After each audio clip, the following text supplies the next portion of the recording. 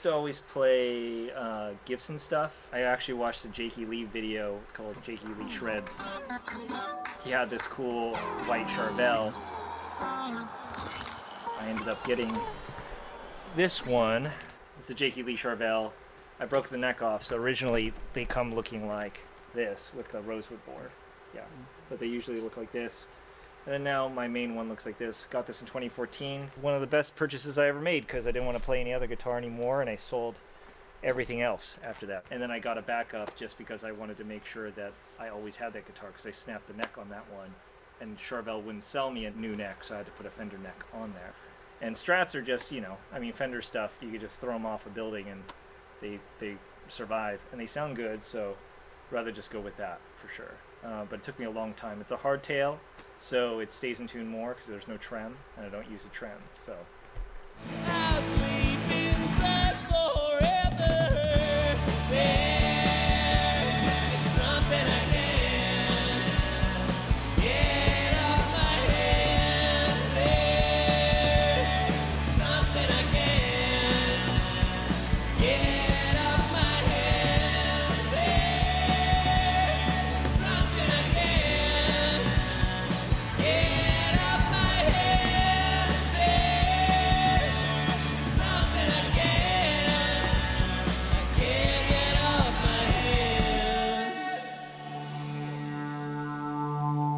Is this your only like random purchase, or No, I bought a lot of stuff. What was like your biggest regret?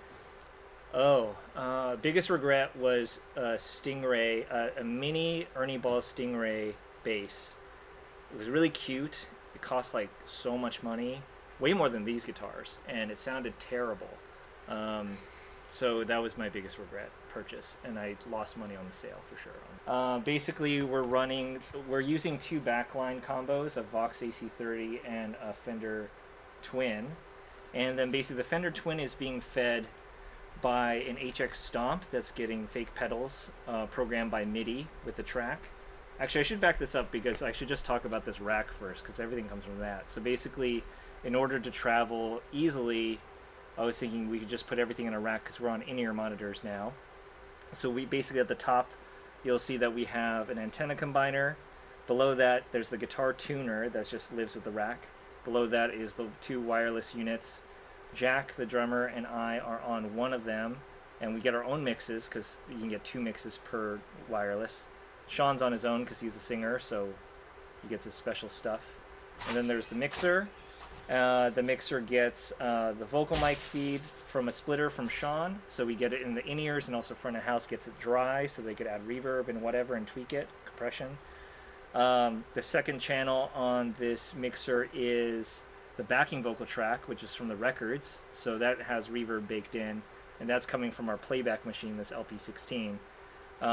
Track 3 is my guitar feed from the HX Stomp with a fake amp cab on there just for our in-ears. Nobody else hears that but us. Channel 4 is the bass playback track. Channel 5 is the playback track from the records of strings and keys and piano. And then there's another thing coming out of the playback that's actually a dry signal of the bass that's going into my Terror Bass amp head, and that's feeding the 8x10 Ampeg cab, and also the DI is coming from the Terror Bass. And then on the bottom is actually a click track with also Fred, which we call Fred from the Macintosh robot, talks to us and tells us in our ears what song is next. Lost and Lonely. 1, 2, 3, 4. And it has the click track there so we can all be in time with all the backing tracks. And then those 3 aux outputs are going to our wireless for each of our individual mixes, which we control through this iPad. And then the iPad also controls what the front of house gets from the pigtail splitter. So one side of it gets Sean's vocal mic dry, completely dry, and the other one is just all the backing track stuff, which is just basically, there's no bass in that because they can just get it from the DI there. But it basically just has the string arrangements and little flourishes like that, plus what else does it get? Let's see what bus 4 gets. Bus 4 is getting strings and keys, and then also backing vocals, of course. Yeah, but this is just the mixer that we use just on that. And then there's tray that holds everything. So this way we can just kind of roll here. We call an Uber XL and just load up. We did that today. But basically, I've always been having really annoying load-ins and load-outs in New York, and it also always rains on us, even rained today. So weather's never on our side. So this was like, after a lot of thinking, the easiest way to get in. And I even got this case special from this manufacturer in Hong Kong. So then this is like a really easy 3-guitar case that's very, very light and rolls.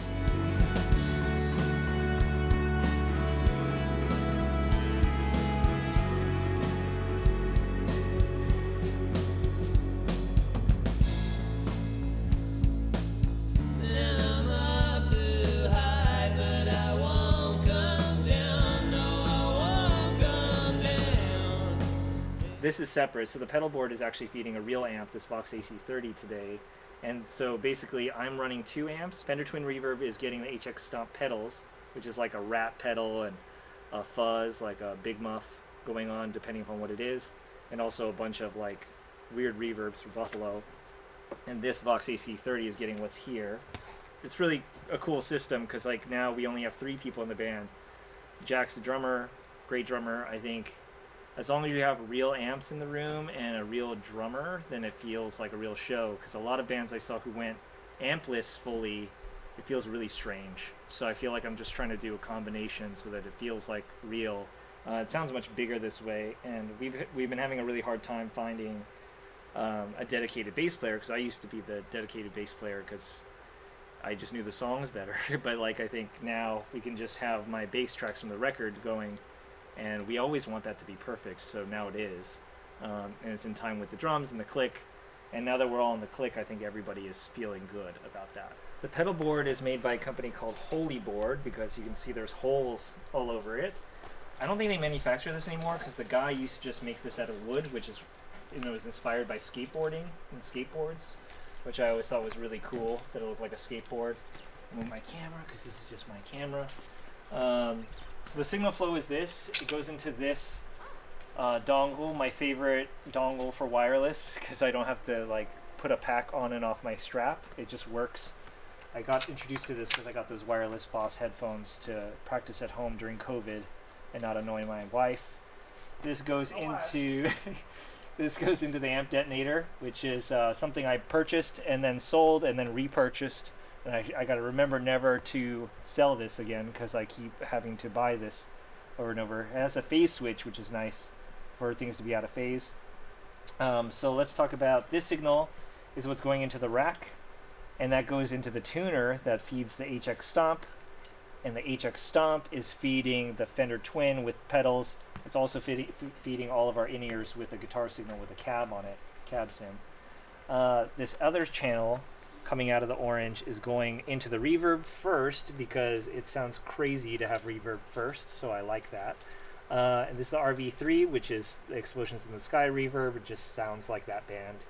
And then this is my favorite fuzz. I've owned 4 Fuzz Wars, and this is my favorite sounding one. This was actually a reject Fuzz War sent to me by Heather at Death by Audio, because I worked on their documentary. And she was like, hey, do you want this trash Fuzz War? And I got it, and then I listened to it, and it just sounds cooler than the other Fuzz War I had. So I actually gave away the other Fuzz Wars I had to friends. And because this was by far my favorite Fuzz War, because it just sounds crazy and insane. This is the DS1X. Looks just like the DS1, but it's something from 2014. 2014 is an important year for me, because that's when both my guitars were born, and this pedal was born, and the year I met my wife. My wife, yes. So DS1X, it's like a sparkly version of the Boss, and that just sounds huge. And that goes into the Vox AC30, which is my first time ever playing a Vox AC30 today. I always just see them and associate them with like, Against Me and stuff like that. But yeah, it's cool. I usually use the Fender stuff because I know what it is and it's clean. But yeah, that's on that side of the stage, so both sides get a slightly different guitar tone. 8x10 there, always on the hi-hat side of the drummer, so that you can always be kind of facing the bass. But yeah, that's everything, and everything kind of lives off of the rack, which I'm super proud of, because it's all self-contained. It's easy to just put shit in there and just go. So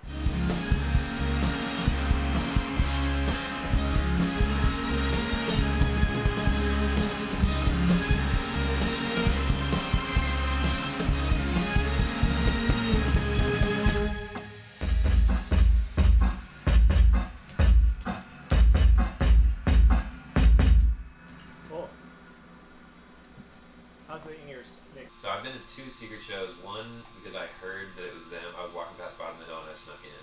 Uh-huh. There used to be a way you could climb the bars on the windows on the outside, the western side of that building, and you could climb up onto an apartment that bordered the balcony in the back of Bottom of the Hill. So I would climb onto this apartment and then drop down. The greatest thing about this guitar case is that with all 3 guitars in there, it still passes the TSA weight limit. So you can like fly with shit without it being oversized. You know, in the event that you become super famous and need to fly somewhere, obviously. It's always good to be safe.